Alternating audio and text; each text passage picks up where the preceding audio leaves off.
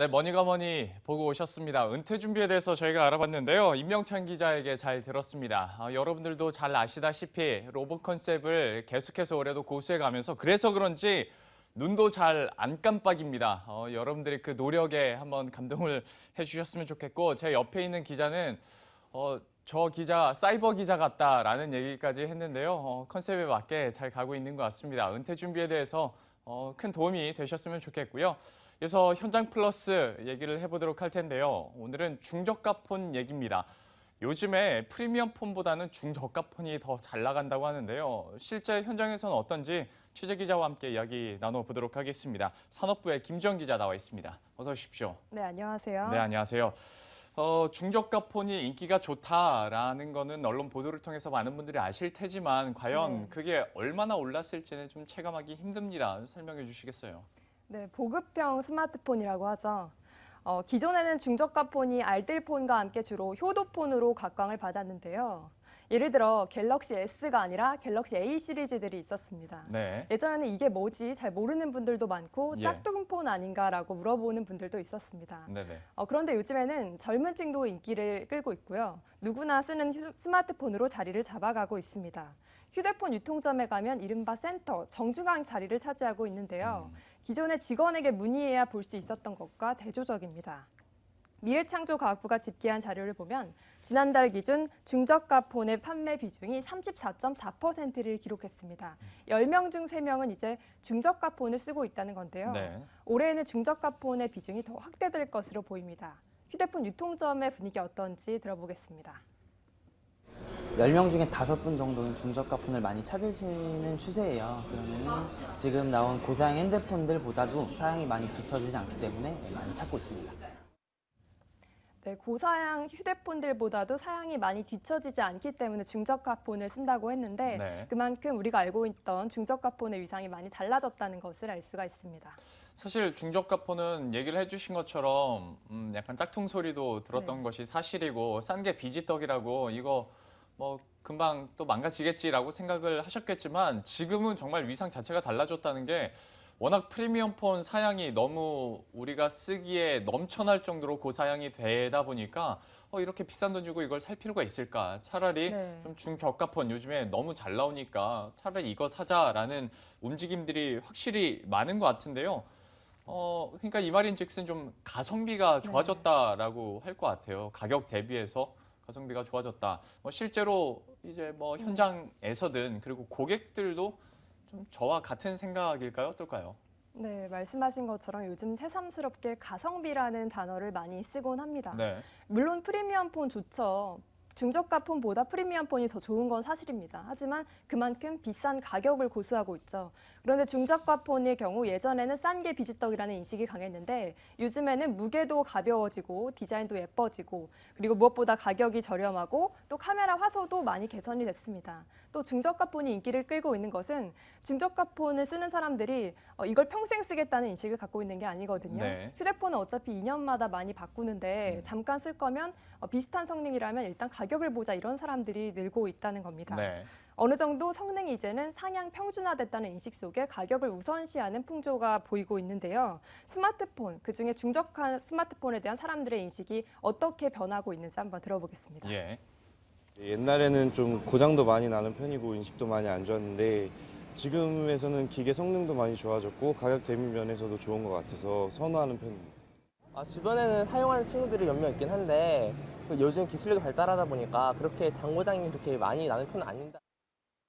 네, 한마디로 고장도 자주 나지 않고 네. 또 성능도 좋아지고 기존 싸구려라는 이미지가 많이 개선됐다는 것을 알 수가 있습니다. 참 트렌드에 민감한 젊은 층들 마지막 네. 두 번째 인터뷰에는 약 한 10대 후반, 10대 초중반 뭐 그렇게 보이던데요. 그 친구들이 중저가 폰을 쓴다는 것 자체가 굉장히 좀 달라진 풍토라고 할 수 있을 것 같고 여러분들도 생각해 보시면 옛날에는 광고도 프리미엄 폰만 했었어요. 네. 그런데 요즘에는 중저가 폰에 대한 광고를 갓서련이 나와서 막 이렇게 네. 해주고 있습니다. 그만큼 위상 자체가 많이 달라지고 있다는 건데 그만큼 또 종류도 다양해졌고 뭐 말씀을 해주신 것처럼 이제 대리점 가면 센터에 자리 잡고 있다고 네. 했잖아요. 그럼 종류가 실제로 얼마나 많이 늘어났나요? 지금 대리점에 가보시면 중저가 폰 중에서도 고를 수 있는 게 10여 가지 정도 되거든요. 최신형 폰으로만. 일단 삼성페이 기능을 갖춘 갤럭시 A5, 네. 갤럭시 A7이 있고 최근에 LG의 K10이 나와서 또 주목을 받았습니다. 예. 또 요즘에는 중저가 폰 중에서도 전용폰이 인기를 끌고 있는데요. 전용폰이라는 것은 설현이 광고하는 루나와 같이 특정 통신사에서만 가입할 수 있는 휴대폰입니다. 예. 주로 그 통신사가 중소 제조사로부터 물량을 확보하고 있는데요. SKT가 지난해 9월 선보인 루나는 몇 달 만에 벌써 15만 대의 판매량을 기록했습니다. SKT는 루나의 인기에 힘입어 내일이죠. 22일에 제2의 루나라고 해서 솔이라는 휴대폰을 출시한다고 해요. 네. 또 KT가 지난해 11월에 선보인 전용폰 갤럭시 J7이라고 있는데 그것도 10만 대 넘게 팔렸고요. 그런데 LG U+는 전용폰에서는 사실 약세를 보이고 있습니다. LG U+는 LG전자에서 이렇게 많이 조달을 하는데 네. 많지 않잖아요, 전용폰이. 그렇죠. 그렇기 때문에 최근에 권영세 LG U+ 부회장을 간담회에서 만났는데 LG는 상대적으로 경쟁사에 비해서 전용폰의 열세이기 때문에 오히려 우호 관계에 있는 화웨이를 공략했다. 화웨이의 Y6를 들였다 이렇게 얘기를 하더라고요. 예. 네, 다만 안타까운 것은 화웨이가 역시 걸그룹 쯔위폰으로 인기를 끌었는데 최근에 네. 좀 그런 정치적인 논란을 빚으면서 예.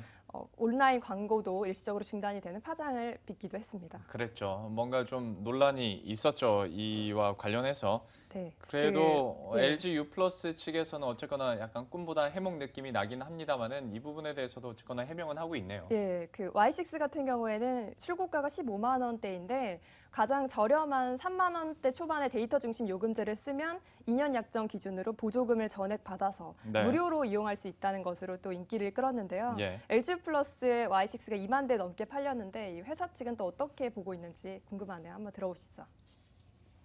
국내 최저가로 출시돼서 단말기 가격에 대해서 부담을 크게 느끼시는 분들이나 또는 추가로 폰을 한 대씩 쓰시고자 하는 분들한테 크게 인기를 끌고 있습니다. 자, 이제 우리 소비자 입장에서는 좋습니다. 종류도 네. 많아지고 가격도 많이 떨어지고 그런데 이제 우리가 봐야 될 것은 이통사들 그리고 제조업체들 얘기가 될 것 같은데요. 이통사들은 마냥 좋아할 수만은 없다고 들었어요. 좀 설명을 해주시겠어요? 네, 이 통사에 취재를 해보니까 자기들은 소비자의 선택권을 넓히기 위해서 중저가 폰의 공급을 늘린 거지 다른 의도는 없다 이렇게 다소 공식적인 입장을 전했는데요. 예. 일각에서는 이렇게 보기도 합니다. 기존 스마트폰 시장은 프리미엄 폰이 대세를 이뤘기 때문에 공급을 하고 있는 제조사가 갑이었잖아요. 상대적으로 이 통사의 입지가 좀 적었는데 요즘에는 이 통사들이 많은 중저가 보급형 스마트폰을 내놓으면서 예. 갑을 관계가 어느 정도 흐려졌다. 아하. 이것을 노린 것 아니냐고 보기도 합니다. 어떤 전용폰의 힘이라고도 할 수 있겠네요. 그렇게 그러면. 볼 수 있죠. 그리고 예. 또 다른 시각으로는 이 통사가 지금 중저가 폰의 판매를 늘리고 있지만 웃을 수 없는 점이 이 통사가 휴대폰을 팔았을 때 제조사에게 일정 부분 수익을 주고 예. 마진을 소폭 남길 수는 있지만 이 통사의 주 수익원은 아무래도 요금제입니다. 네. 그런데 사람들이 일반적인 특성이 저렴한 휴대폰을 사면 비싼 요금제를 쓰시겠어요? 저렴한 요금제를 쓰시겠어요? 비싼 휴대폰을 사면요? 네. 비싼 휴대폰을 사면 글쎄요. 근데 비싸서 저가를 해야 될까 싶다가도 요즘에 고가를 써야 뭐 보조금 많이 주지 않나요? 예, 그렇습니다. 예. 사람들이 저렴한 휴대폰을 사면 보조금을 많이 안 받더라도 부담이 덜하기 때문에 네. 싼 요금제를 쓸 확률이 크다는 거예요. 아하. 그렇게 되면 아무래도 이 통사의 수익성에 영향을 미칠 수밖에 없기 때문에 예. 이 통사의 고민이 깊어지고 있다고 합니다. 저 그게 좀 더 궁금해지네요. 그러니까 이 통신료 수익 감소에 대해서 어떤 구조인지 좀 설명을 해주시겠어요?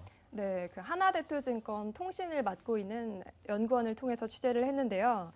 지금 설명해드린 것과 같이 사람들이 고가 폰을 쓸 때에는 보조금을 많이 받아서 좀 조금이라도 휴대폰 살 때 부담을 줄이려고 고가 요금제를 썼습니다. 그래서 아시겠지만 휴대폰을 샀을 때 고가 요금제를 가입하면 네. 휴대폰을 판매한 사람은 통신사로부터 인센티브를 받게 돼 있거든요. 예, 맞아요. 네. 그런데 저가 요금제를 많이 쓰게 되면 이 통사는 수익에 영향을 미칠 수밖에 없습니다. 네. 그렇다면 지난해 4분기부터 중저가 폰의 판매가 늘어났으면 4분기 실적을 보면 되는 거 아니야? 이렇게 볼 수도 있잖아요. 네네. 봤더니 지난해 4분기에는 중저가 폰도 많이 나왔지만 아이폰 6S라든지 프리미엄 폰도 같이 나왔기 때문에 4분기 실적만을 가지고 판단하기가 어렵습니다. 네. 이번에 1분기 실적을 주목하면 되겠죠. 예. 중저가 폰 중심으로 판매가 되었던 1분기에 이 통사의 가입자당 매출, 곧 ARPU가 어느 정도 변화가 있었는지 지켜봐야 될 것 같습니다. 예, 역시 우리가 통신업종 실적 볼 때 이 가입자당 평균 매출액 많이 눈여겨보는데요. 특히 이번에는 통신업계의 새로운 바람이 중저가 폰으로 불고 있는 만큼 이 부분 좀 유념해 두셔야 될 것 같습니다. 지금까지 산업부의 김주영 기자와 함께했습니다. 고맙습니다. 네, 고맙습니다.